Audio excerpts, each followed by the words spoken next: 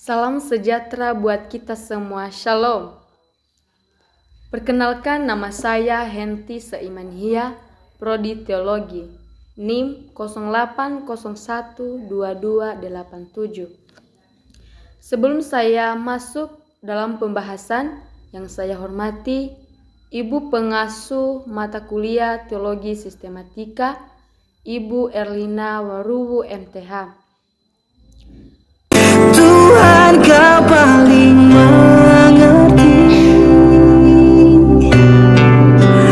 apa yang Hari ini saya akan menjelaskan mengenai pengertian teologi sistematika.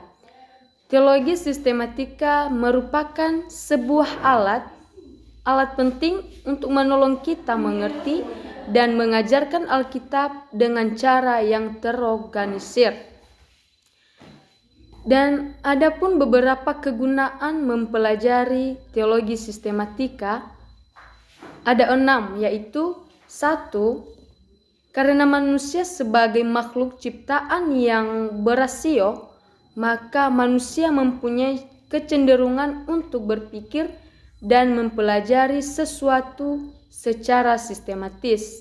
Yang kedua, sifat Alkitab sendiri yang menuntut untuk disusun secara sistematis. Yang ketiga, bahaya pengajaran sesat. Yang keempat, Alkitab adalah sumber doktrin Kristen. Yang kelima, Alkitab adalah pedoman hidup Kristen. Yang keenam, keutuhan keseluruhan kebenaran firman Tuhan yang bersistem sangat dibutuhkan oleh pekerja Kristen yang efektif. Dan selanjutnya, dari mata kuliah teologi sistematika terbagi 2, yaitu teologi proper dan teologi bibliologi. Saya akan membahasnya satu persatu. Teologi proper adalah doktrin tentang Allah atau ajaran tentang Allah. Dalam mempelajari doktrin tentang Allah, terlebih dahulu yang harus kita pandang secara umum adalah bahwa Allah ada, seperti yang dipaparkan oleh Alkitab dalam Kejadian pasal 1 ayat 1. Kedua, bahwa Allah telah menyatakan dirinya melalui Alkitab, melalui ciptaannya, melalui sejarah, melalui hati nurani, dan melalui Yesus Kristus. Yang ketiga, bahwa manusia diciptakan Allah dengan kemampuan untuk dapat mengenal atau mengerti tentang Allah. Yang keempat, hanya dengan iluminasi Roh Kudus manusia dapat mengenal Allah, bahwa karena kejatuhan manusia ke dalam dosa, maka manusia tidak lagi dapat mengenal Allah dengan benar, kecuali kalau Roh Kudus memberikan iluminasi kepada manusia. Kita bisa melihat di dalam 1 Korintus pasal 2 ayat 14 dan Yohanes pasal 16 ayat 13. Kemudian yang harus kita pahami dalam teologi proper ini adalah ada beberapa pandangan-pandangan yang salah dari luar tentang Allah, yaitu 1, deisme.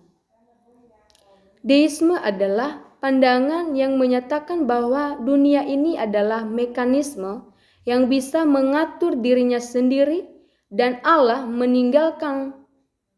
meninggalkannya segera setelah ia menciptakannya dan membiarkannya berkembang sendiri. Yang kedua, pemahaman yang salah, yaitu ateisme. Pandangan ini tentang penyangkalan akan kenyataan adanya Allah. Yang ketiga, skeptisisme. Skeptisisme ini memiliki pengertian bahwa memiliki keraguan kenyataan akan adanya Allah. Yang keempat, agnostisisme. Dan yang kelima, panteisme. Dan keenam, politeisme. Dan ketujuh, monoteisme. Jadi saudara, tetapi yang sesungguhnya ialah tidak demikian. menurut saya kita dapat mengenal keberadaan Allah melalui Alkitab sendiri. Salah satu bukti firman Tuhan akan pengenalan akan Allah yaitu, mari kita buka di 1 Yohanes pasal 5 ayat 20, Yohanes pasal 4 ayat 24, dan Maleakhi pasal 2 ayat 10. Dan selanjutnya, Allah adalah memiliki 3 pribadi. Ketiga pribadi ini setara, tetapi yang membedakannya adalah pekerjaannya, yaitu Allah Bapa, Allah Anak, dan Allah Roh Kudus. Dan selanjutnya, setelah kita mempelajari teologi proper, maka kita akan mempelajari mengenai teologi bibliologi. Pengertian teologi bibliologi adalah merupakan ilmu yang mempelajari tentang seluk-beluk sekitar penulisan Alkitab dan peran Alkitab dalam iman kepercayaan Kristen. Alkitab adalah firman Allah atau perkataan Allah. Tujuan terbentuknya Alkitab untuk menuntun orang Kristen untuk menelaah Alkitab.